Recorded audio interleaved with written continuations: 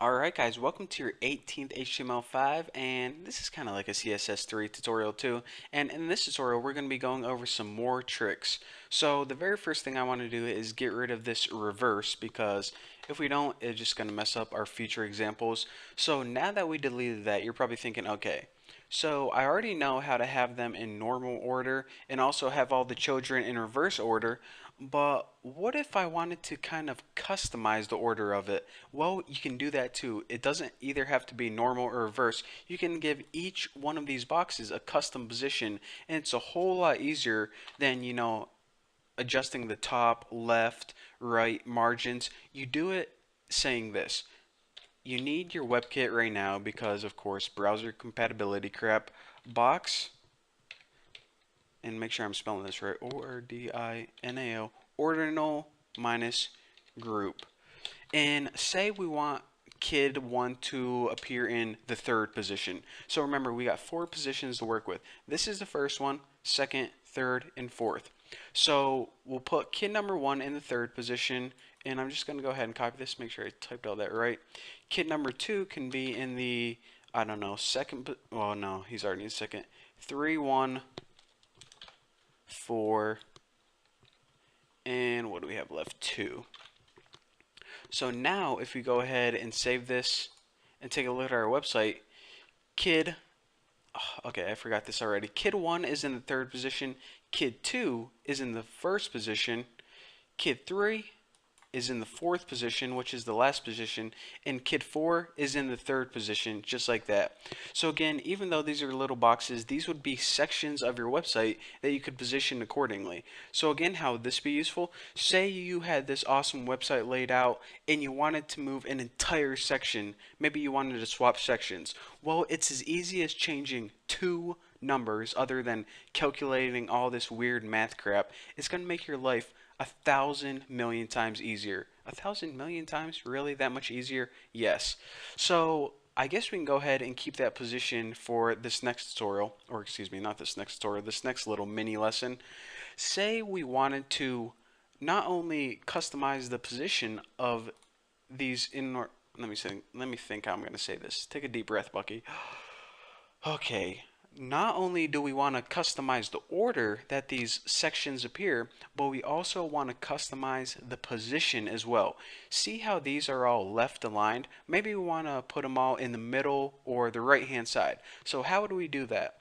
Well, the very first thing we need to do is we need to give mommy a set width, and just go ahead and change this to width and make it like something bigger than 500. 700 pixels should do just fine.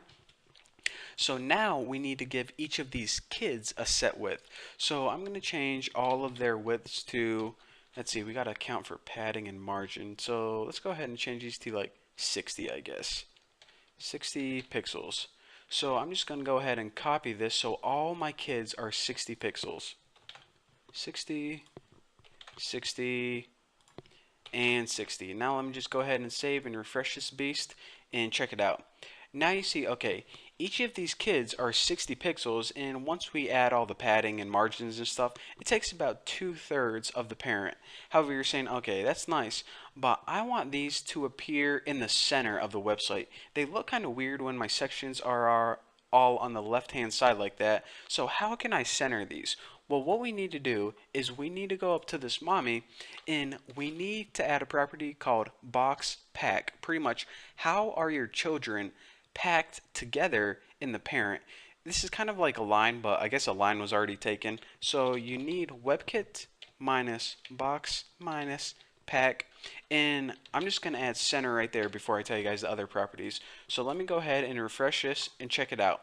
Now all of our children are centered in that main parent.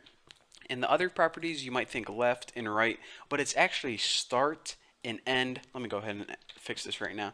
See, if I put end, it's actually to the end of the parent. Why they just didn't put left and right, I don't know, but I think it's start, end, center, and justified if I'm correct.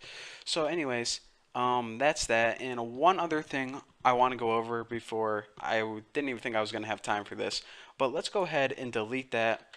And I want to go over, how am I going to say this? You know how all of these boxes are a fixed position? Well, what we can do let me go ahead and refresh this. What we can do is say, okay, I want this one and this one and this one to be a fixed position, but maybe I want this one to be flexible. In other words, to take up the rest of the space. Now, if we have, let's say, 3 of these boxes that are flexible, or excuse me, 3 that are fixed and 1 is flexible, what it's going to do is it's automatically going to take up all of this extra space right here. So let me go ahead and apply this property to, let's say, the 3rd box. Now, since I changed, let me go ahead and fix my position or else I'm going to get confused. So let me fix that. So the order is just going to be 1, 2, 3, 4. Let me go ahead and save that and refresh. Okay, so we got kid 1, 2, 3, 4. Now say we want kid number 2 to be flexible and kind of push all these to the side. So what we can do is go up to kid number 2 and add that property called WebKit box flex. Now I believe we used this in our very first example, and remember, when we give it the property of 1, it pretty much flexes to take up all the available space. 0 means not flexible at all. I think it's 0 by default, but if we give this 1, take a look at what happens when we refresh it. Since our parent had a fixed width of 700 pixels, and these kids also had a fixed width of 600 plus 10 margin plus 20 padding, in number 2, kid number 2 was flexible. It said, okay, I'm going to let the parent calculate first, and then I'm going to let these 3 kids calculate, and whatever's left, that's what I'm going to take up. I'm not picky, I'm flexible. So that is the beauty of that, and yeah, I guess there isn't much more to say about that. The example explains it all. So those are a couple tricks how you can lay out your website a whole lot better than, I don't even know if you're watching this as a first-time web developer, but before you would need to calculate huge functions and algorithms and work with math and make sure everything was lined up properly, and it was a huge pain. This is like 1,000 times easier. You guys have no idea. So anyways, that's all I have for this tutorial. Don't forget to subscribe, and remember kids, don't go to college.